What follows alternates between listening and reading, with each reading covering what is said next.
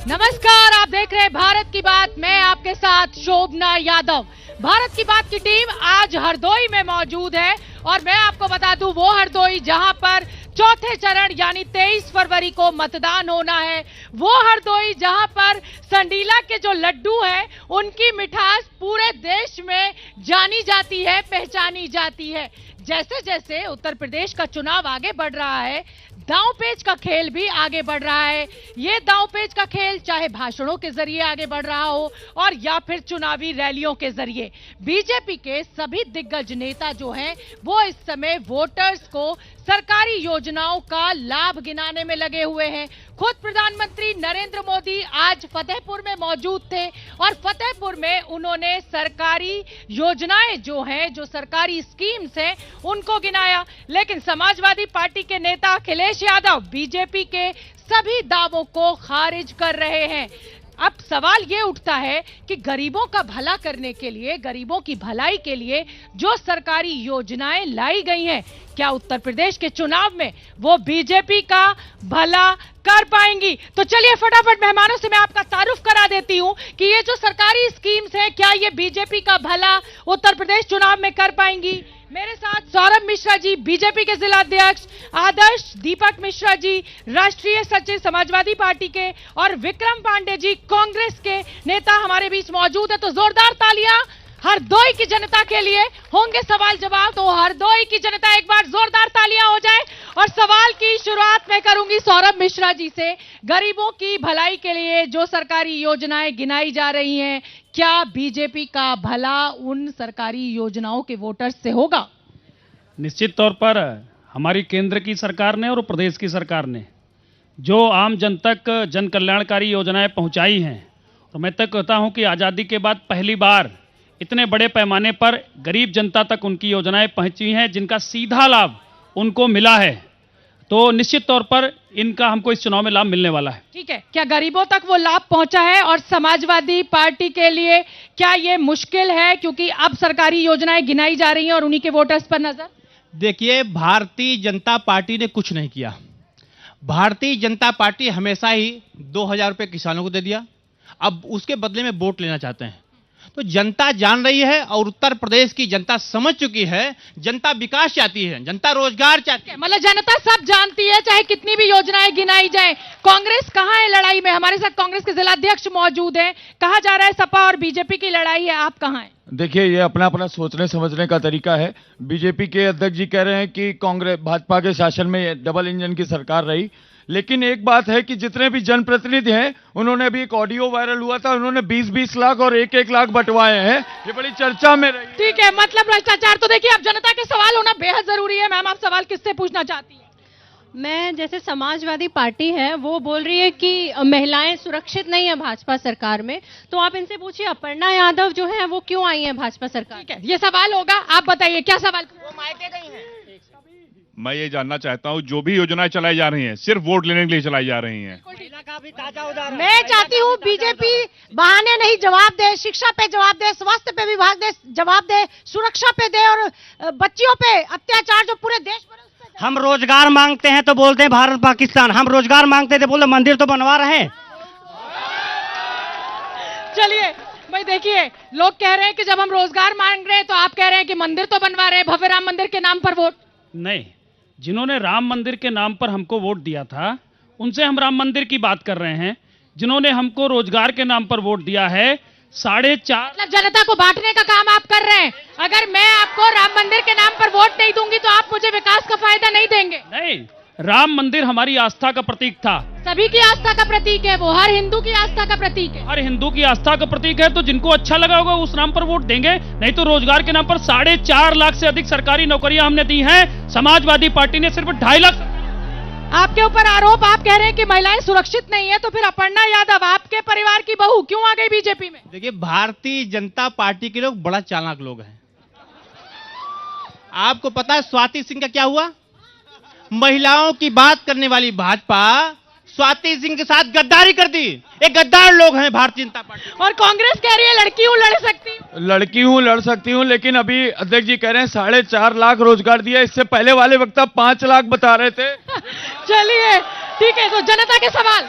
मैं समाजवादी पार्टी सरकार के इनके प्रवक्ता से पूछना चाहता हूं कि ये बताएं कि पूरे उत्तर प्रदेश भर में ये समाजवाद की बात करते हैं, इनके ब्राह्मण, ठाकुर, बनिए, कुशवाहा, शाक्य, सैनी, धीमर, कश्यप, अरे बस लोधी कितने जिला अध्यक्ष हैं और हरदोई में ये सामने खड़े मतलब जाति के ऊपर जो आपके जिला अध्यक्ष है समाजवादी पार्टी से। महिला की बात की जाए तो सपा के नेता के घर से बेटे की लाश मिलती है और कांग्रेस के लोग, अरे तो बीजेपी के नेता के बेटे ने भी तो किसानों को कुचल दिया। सवाल मैं बीजेपी से सवाल पूछना चाहता हूँ। 2017 से मैं पास आउट हूँ बीटीसी, इन्होंने रोजगार के नाम पे कुछ नहीं दिया। 4.5 लाख सिर्फ रोजगार का सवाल हो चुका है। नौकरियां की बात हुई, शिक्षा पे बात हुई, लेकिन व्यापारियों की बात कोई नहीं सुनने वाला है। ऑनलाइन से व्यापारी बहुत परेशान है। ऑनलाइन से व्यापारी बहुत परेशान है। बीजेपी बड़े बड़े दावे कर रही है, लेकिन व्यापारी वर्ग जो यहाँ बैठा है वो कह रहा है कि योजनाएं ठीक नहीं है। नहीं, व्यापारी वर्ग के लिए तमाम काम सरकार ने किए हैं। आज से पहले समाजवादी पार्टी की सरकार हो चाहे बहुजन समाज पार्टी की सरकार हो, पूरा व्यापारी वर्ग चंदे मांगने वालों से परेशान था। इन 5 वर्षों में कोई व्यापारी कहे कि कोई भारतीय जनता पार्टी का कार्यकर्ता उनके लिए पार्टी काम के लिए चंदा उनके पास मांगने गया? वसूली, अपहरण, हत्या, ये व्यापारी, भ्रष्टाचार, गुंडाराज का आरोप लगातार बार समाजवादी पार्टी पर लग रहा है। देखो, भारतीय जनता पार्टी में जितना भ्रष्टाचार है वो किसी सरकार में नहीं रहा। आप लोग एक दूसरे के ऊपर आरोप लगाते हैं, लेकिन कोई आधार नहीं होता है उन आरोपों का। ये कहते हैं जो राम को लाया हम उनको लाएंगे। अरे भाजपा के लोगों, राम को तुम लोग ला सकते हो क्या? भगवान मर्यादा पुरुषोत्तम राम सबको लाए हैं, सबकी ओर देख रहे हैं। लेकिन ये बताओ, सुप्रीम कोर्ट का फैसला। चलिए ठीक है, कुछ युवा यहाँ पर मौजूद है, उनके सवाल भी होने चाहिए। मैम, पहले इनसे ये पूछ लीजिए, किससे पूछना है? अब यूपी पुलिस का जो रैंक अभी जारी हुआ है वो किस स्थान पर आया है? बिहार सबसे लास्ट में। आप क्राइम की बात कर रहे हैं, क्राइम की बात कर रहे हैं। जो बीजेपी सरकार कह रही है कि हमारी जो शासन व्यवस्था सबसे अच्छी है, वही देख ले कि हमारी जो सरकार है। ठीक है, कानून व्यवस्था, मैम मेरा शिक्षा पे सवाल है। हरदोई का शिक्षा स्तर बहुत ही गिरा हुआ है और किसी विचारक ने कहा है अगर कानून व्यवस्था और शिक्षा की स्थिति की मैं ये पकौड़े बेचने वाली सरकार के मुख्यमंत्री से पूछना चाहता हूँ। ये इन्होंने कहा था युवा यहाँ उत्तर प्रदेश में युवा योग्य नहीं है, नौकरी योग्य नहीं है। तभी कहते 90 लाख नौकरियां दी, तभी कहते 1 करोड़ नौकरी इनके। 4-4.5 लाख का आंकड़ा कह रहे हैं, इधर से सवाल होना चाहिए। मेरा ये कहना है कि नौकरियों की जो बात कर रहे हैं, 10 साल तक ये क्या करते रहे? तब तो एक भी नौकरी नहीं दी। और क्योंकि मैं एक कॉलेज की, स्कूल की मैनेजर हूं, मैं जानती हूं कि 10 साल से जो सवाल भाषण नहीं, सवाल। तो मैं इनसे यही पूछना चाहती हूं कि ये क्या कर रहे थे? समाजवादी पार्टी ने क्या किया? राम को लाने वालों की बात छोड़ दो, क्या ये कृष्ण को लाएंगे? इनसे पूछो। चलिए देखिए, यहाँ पर कानून व्यवस्था की बात युवाओं के द्वारा की जा रही है, शिक्षा की बात की जा रही है, तमाम छात्र सड़कों पर है, क्या जवाब? देखिए, हर सरकार में जब भी चुनाव आता था किसी सरकार के बाद में, तो ध्वस्त कानून व्यवस्था चुनाव का मुद्दा होता था। लेकिन इस बार मुद्दा है कि अपराधियों पर बुलडोजर चल रहा है, जेसीबी चल रही है, उनके खिलाफ सख्त कार्रवाई हो रही है। तो क्या बुलडोजर चलाकर और एनकाउंटर कर ही आप कानून व्यवस्था को संभाल पाएंगे? अपराधियों के खिलाफ बुलडोजर चलता है और भगवान सिर्फ वो तो आप बाहुबलियों के खिलाफ चला रहे हैं ना बुलडोजर, उसके नाम पर आप जनता को ये संदेश देने की कोशिश क्यों कर रहे हैं कि इससे कानून व्यवस्था बहाल होगी? बाहुबली तो जेल में आप डालिए ना। पर अपराधियों के खिलाफ में जब सरकार का खौफ होगा, कानून व्यवस्था का पालन कराने वालों का खौफ होगा, तो निश्चित तौर पर कानून व्यवस्था प्रदेश की। ठीक है, समाजवादी पार्टी के ऊपर देखिए, उन मैडम ने बैठ के आरोप लगाया कि 10 साल तक सत्ता में रहे, तब नौकरियां क्यों नहीं आप पैदा कर पाए? समाजवादी पार्टी ने सबसे ज्यादा नौकरी देने का काम किया है। और भारतीय जनता पार्टी ने क्या किया? हिंदू मुस्लिम कराने का काम किया, मंदिर मस्जिद करने का काम किया। मैं बताना चाहता हूं, देश के प्रधानमंत्री नरेंद्र मोदी जी पाकिस्तान खीर खाने क्यों गए? अगर हमारा क्या जिक्र है? बीजेपी कह रही है कि पूरे जितने उत्तर प्रदेश के गुंडे हैं वो भाग गए और भयमुक्त समाज रहा। सबसे बड़ा जिसने किसानों के ऊपर गाड़ी चढ़ाई वो आदमी अमित शाह के पीछे खड़ा रहता है हर समय। ठीक है, सवाल का वक्त है। समाजवादी पार्टी जो ये कह रही है कि हमने नौकरी दी, अरे पहले एक चीज का जवाब दे दीजिए, जब भाजपा की सरकार नहीं थी, आपकी सरकार थी, सफाई में नाच कराते थे। आप तो सवाल नहीं है ये। हम यही सवाल कर रहे हैं, भारतीय जनता पार्टी की सरकार पे उंगली उठाने से पहले अपने दामन में झांकने का काम करिए। भारतीय जनता पार्टी की यहाँ से जो प्रत्याशी हैं, उन्होंने 40 सरकार से 40 साल हो गए उनको यहाँ से रहते हुए, चाहे वो सपा में हो चाहे वो भाजपा में हो। मतलब पार्टी दल बदलते रहते हैं। बदलते रहे तो उन्होंने युवाओं के लिए, बेरोजगारों के लिए क्या यहाँ पे अवसर प्रदान देखिए, सबसे बड़ा मुद्दा अगर निकल कर कुछ आ रहा है तो वो युवाओं की नौकरियां, युवाओं की परेशानी निकल कर आ रही है। सीनियर सिटीजन के लिए इन्होंने क्या किया? महिलाओं के लिए परिवहन फ्री कर रहे हैं, सीनियर सिटीजन के लिए क्या कर रहे हैं? पेंशन की जो बड़ी मांग है वो लगातार की जा रही है। चलिए, आप पहले बोलना चाह रहे हैं। अगर भारतीय जनता पार्टी के लोग पेंशन बहाली कर दें, अगर भारतीय जनता पार्टी के लोग 300 बिजली यूनिट फ्री देने का काम कर दें, तो मैं इनको वोट दे दूंगा। चलिए, देखिए, समाजवादी पार्टी का नेता, एक वोट आपका बढ़ जाएगा, लेकिन पेंशन स्कीम का जिक्र बार बार किया जा रहा है। एक तो आप मेरी पहले पूरी बात सुनिए, आप बार बार माइक पीछे हटा लेती मेरी पूरी बात सुनने से पहले। देखिए, जब 2004 में पुरानी पेंशन खत्म हुई थी, तब समाजवादी पार्टी की सरकार थी। मेरा समाजवादी पार्टी के लोगों से पूछना है कि तब ये पेंशन क्यों खत्म हुई। उसके बाद 2012 से 17 के बीच में पूर्ण बहुमत की इनकी सरकार रही। इन्होंने 300 यूनिट बिजली क्यों नहीं फ्री की और पुरानी पेंशन क्यों नहीं बहाल की? इसके पीछे अपनी मंशा बताएं। बिल्कुल, देखिए, बड़ा सवाल निकलकर सामने आया है कि उस दौर में जब आप सत्ता में थे, तब तो आपने किसानों को फ्री बिजली या डोमेस्टिक फ्री बिजली की बात नहीं की। आज जब आपको वोट मांगना है, वोट की दरकार है, तो आप फ्री बिजली की बात कर रहे हैं। देखिए, अखिलेश यादव जैसा नेता होना बड़ा मुश्किल है। अखिलेश यादव जी जानते हैं नौजवानों का भविष्य अगर जो है, अगर नौजवानों को नौकरियां मिल सकती है तो समाजवादी पार्टी की सरकार मिल सकती है। अगर किसानों को फ्री, मेरा सवाल फ्री बिजली को है, किसानों को फ्री बिजली अगर कोई दे सकता है तो अखिलेश यादव भी दे सकते हैं और देने जा रहे हैं। अगर भाजपा के लोगों ने क्यों नहीं किया? हमारे नेता करने जा रहे हैं, आप वादा क्यों नहीं कर रहे हो? आप करिए। छोटी सी टिप्पणी, ये जब कुछ जवाब नहीं बचता तो चिल्लाने लगते हैं। पूरा देश बेच दिया अंबानी अडानी को, इनके पास नौकरी देने के लिए कुछ बचा नहीं है, सब प्राइवेटाइज कर दिया, नौकरी कहां से दोगे? ठीक है, समाजवादी पार्टी साफ हो जाएगी। तो इसी चक्रव्यूह से निकालने के लिए खुद नेताजी यानी कि मुलायम सिंह यादव आज करहल में चुनाव प्रचार करने के लिए पहुंचे और अखिलेश यादव के लिए करहल का एक भावनात्मक जुड़ाव भी है, क्योंकि करहल में जैन इंटर कॉलेज से मुलायम सिंह यादव ने शिक्षा प्राप्त की है और वहीं पर वो शिक्षक रहे हैं। तो अब हम आपको एक स्पेशल रिपोर्ट दिखाएंगे, जिसमें हम दिखाएंगे कि तीसरे चरण का चुनाव आखिर सबसे बड़ा चुनाव क्यों हो गया है।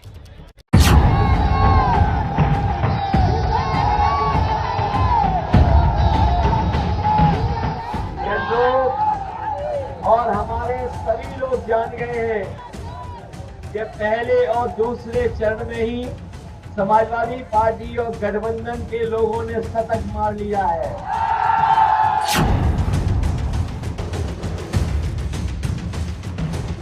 पहले और दूसरे चरण में सपा का सुपड़ा साफ।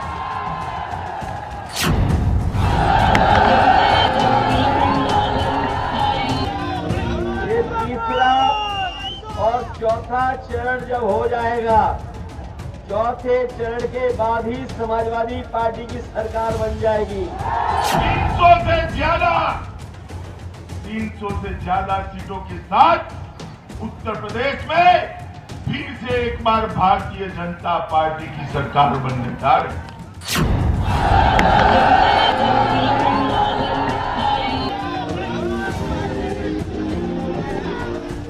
ये भाईचारा बनाम भारतीय जनता पार्टी का चुनाव है। याद करिए, समाजवादी पार्टी ने तो भगवान कृष्ण की जन्माष्टमी पर भी रोक लगा दी थी। अपने गांव में रह करके अपने मोहल्ले में सबको मनाओगे कि नहीं मनाओगे? ये मैनपुरी समाजवादी पार्टी का गढ़ नहीं, अब ये मैनपुरी भारतीय जनता पार्टी का भेद दुर्ग बनेगा, किला बनेगा। अपने अपने दावे और एक दूसरे पर बयानों के बाउंसर के साथ तीसरे चरण के चुनाव का काउंटडाउन शुरू हो चुका है।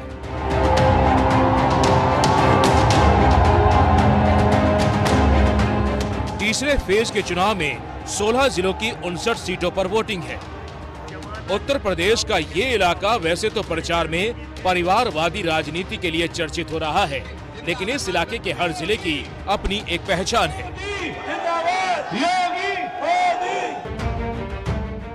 फिरोजाबाद की पहचान चूड़ी है तो कन्नौज इत्र की राजधानी कही जाती है। कानपुर की पहचान चमड़े के साथ ही बड़े औद्योगिक शहर के तौर पर है।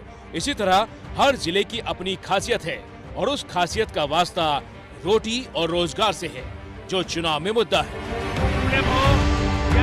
सियासी तौर पर देखें तो फिरोजाबाद, मैनपुरी, इटावा, कन्नौज का इलाका समाजवादी परिवार का गढ़ माना जाता रहा। हालांकि 2017 के विधानसभा और 2019 के लोकसभा चुनाव में समाजवादी परिवार अपने गढ़ को नहीं बचा पाया था। इस बार अपने इसी किले पर दोबारा कब्जे के लिए अखिलेश यादव मैनपुरी की करहल सीट से मैदान में है। अखिलेश यादव की रणनीति करहल के जरिए आसपास की विधानसभा सीटों पर यादव मतों की गोलबंदी समाजवादी पार्टी के पक्ष में कराने की है। 2017 के विधानसभा चुनाव में इलाके की 59 में से 49 सीटें बीजेपी ने जीत ली थी, जबकि यादव बहुल इलाका और समाजवादी पार्टी का गढ़ होने के बावजूद पार्टी को सिर्फ 8 ही सीटें मिली थी। इस बार अखिलेश यादव की रणनीति इन नतीजों को उलटने की है। ये तीसरा और चौथा चरण जब हो जाएगा, चौथे चरण के बाद ही समाजवादी पार्टी की सरकार बन जाएगी और 7वें चरण तक आप देख लेना, भारतीय जनता पार्टी के बूथों पर सन्नाटा छा जाएगा और भूत नाचेंगे भूत।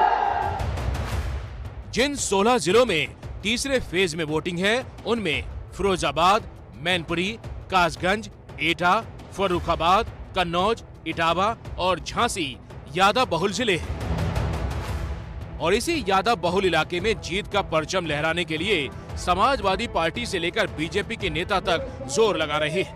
पिछले 4 दिनों में बीजेपी के उम्मीदवारों को जिताने के लिए अमित शाह से लेकर सीएम योगी तक इस इलाके में सभाएं कर रहे हैं। मैनपुरी वालों ने उस पर 300 पार का महल बनाना है, महल बनाना है।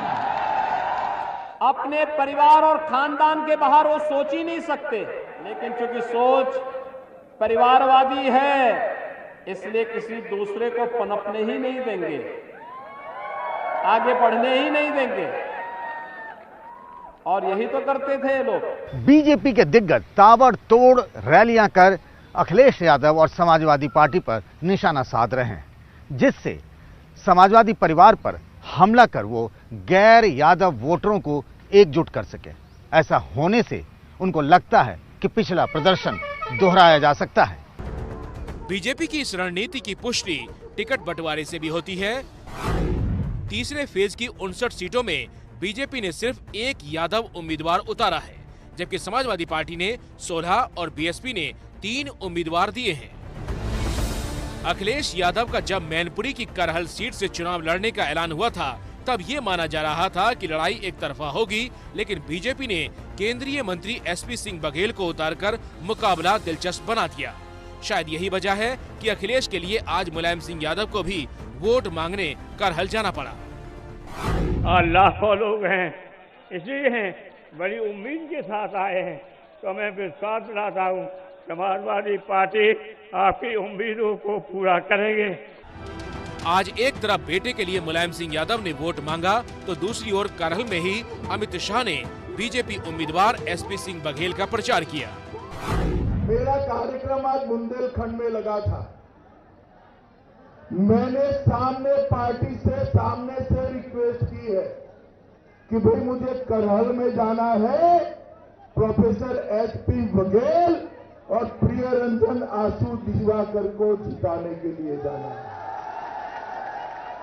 और इसलिए मैं आज इस चौराहे पर करहल की महान जनता को प्रणाम करने के लिए आया हूं। माताओं, भाइयों, बहनों, बीजेपी के नेता करहल में प्रचार का जोर लगाकर अखिलेश को घर में ही घेरने की कोशिश कर रहे हैं। इससे पहले मंगलवार को डिप्टी सीएम केशव प्रसाद मौर्य ने करहल के बरनहल में सभा की और बीजेपी को जिताने की अपील की।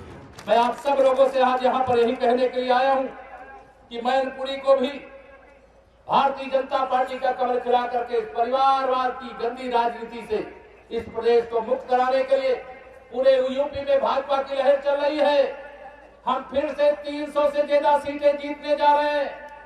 10 मार्च को वोटों की गिनती के बाद ये समाजवादी पार्टी हो चाहे जो भी पार्टियां हो, उनका सबका सफाया होना है, लेकिन समाजवादी पार्टी का नाम बदल करके यूपी की जनता समाप्तवादी पार्टी करने वाली है। समाप्तवादी पार्टी। करहल में यादव 38%, एससी 17%, शाक्य 13%, ब्राह्मण 7%, ठाकुर 9%, अल्पसंख्यक 6%, अन्य 10% है। वैसे बीजेपी के सांसद रहे नरेश अग्रवाल ये दावा कर रहे हैं कि करहल में अखिलेश यादव के सामने सबसे बड़ी चुनौती उनके चाचा शिवपाल सिंह यादव है। शिवपाल की करहल और आसपास के इलाके में अच्छी पकड़ मानी जाती है। तो उन्होंने जिस तरीके से शिवपाल को खर्च कराओ, आज भी शिवपाल के ऊपर जितनी घृणा उनके अंदर है वो कहीं न कहीं करहल में उनके निगेटिव जाएगी, इतना उनको मान के चलना चाहिए। मैनपुरी, फिरोजाबाद, इटावा, ये सब शिवपाल का गढ़ है, मुलायम सिंह का गढ़ है, ये अखिलेश का गढ़ नहीं है, रामगोपाल जी का गढ़ नहीं है, ये शिवपाल का गढ़ है। और अब उनके गढ़ में अगर शिवपाल को मात देंगे तो मात अपने आप भी खाएंगे। नरेश अग्रवाल एक जमाने में मुलायम के करीबी हुआ करते थे, लिहाजा उनकी ये बात गौर करने वाली है।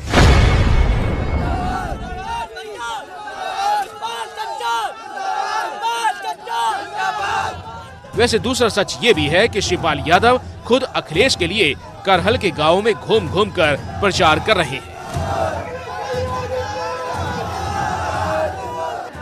अब 20 तारीख को साइकिल का बटन दबाना है, सब लोगों को बटन दबाना है। अखिलेश यादव को मुख्यमंत्री बनाना है।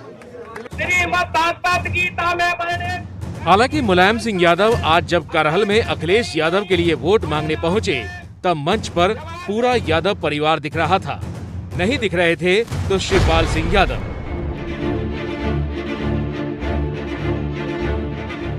शिवपाल की सीट पर भी तीसरे चरण में चुनाव है, हो सकता है वो अपना प्रचार करने में लगे हों, लेकिन इस मंच पर उनकी गैर मौजूदगी कुछ सवाल तो जरूर उठा रही है। मंच पर मुलायम सिंह यादव के साथ धर्मेश यादव, तेज प्रताप यादव पहले से मौजूद थे। जो बेटी जलाए हैं हम उनको भगाएंगे, जो सांड को लाए हैं हम उनको हटाएंगे। यूपी में सपा वाली साइकिल को जिताएंगे। एक ऐसा चांद निकलेगा जिसका नाम अखिलेश यादव होगा और उस चांद के साथ हर किसान के घर में रोशनी होगी। अखिलेश यादव बीच में हेलीकॉप्टर से सभा स्थल पर पहुंचे, मुलायम के पैर छुए, लोगों का अभिवादन किया, भाषण दिए और फिर आगे के कार्यक्रम के लिए रवाना हो गए। पूर्व एमएलसी सुभाष चंद्र यादव जी। लेकिन मंच पर जब अखिलेश अपना भाषण दे रहे थे तब उन्होंने एक शब्द का जिक्र किया। आप भी करहल में अखिलेश के बोले गए उस शब्द को सुनिए और उसके मायने निकालिए। अपने घर रहना, अपने आसपास के लोगों को मनाना, अपने आसपास के लोगों को अपने साथ लेकर के साइकिल चुनाव चिन्ह के लिए सहयोग और मदद मांगना। बताओ आज के बाद कहीं मत किसी से, गांव में रहना, सड़क पर नहीं रहना है। ये विरोधी लोग कुछ भी कह सकते हैं, कुछ भी साजिश कर सकते हैं। बताओ षड्यंत्र और साजिश से बचाओगे कि नहीं बचाओगे? अपने गांव में रह करके अपने मोहल्ले में सबको मनाओगे कि नहीं मनाओगे? अगर आप वोट डाल दोगे, केवल आप वोट डाल दोगे तो उत्तर प्रदेश की सबसे बड़ी जीत करहल की जनता समाजवादी पार्टी को दिलाएगी। समाजवादी पार्टी की स्थापना के बाद से सिर्फ 2002 में ही यहां बीजेपी की जीत हुई। तब मौजूदा विधायक सोवरन सिंह यादव यहां बीजेपी से जीते थे। उसके बाद लगातार 3 बार वो समाजवादी पार्टी के टिकट पर चुनाव जीतकर विधायक बन चुके हैं और इस बार उनके ही आग्रह पर अखिलेश यादव इस बार करहल से विधानसभा का चुनाव लड़ रहे हैं।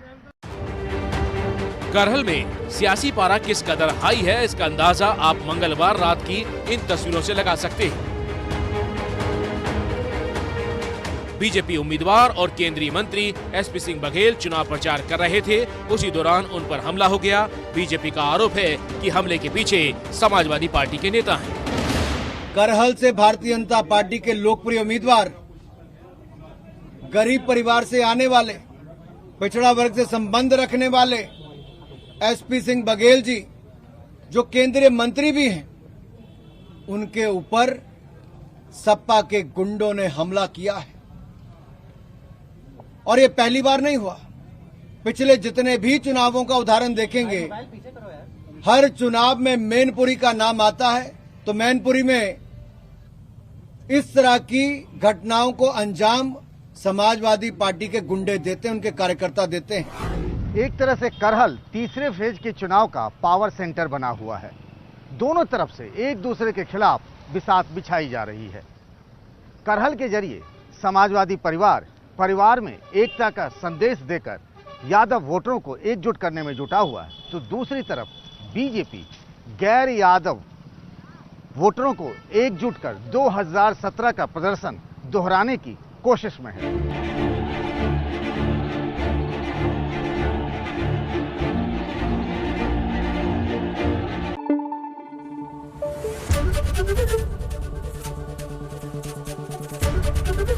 एबीपी न्यूज आपको रखे आगे।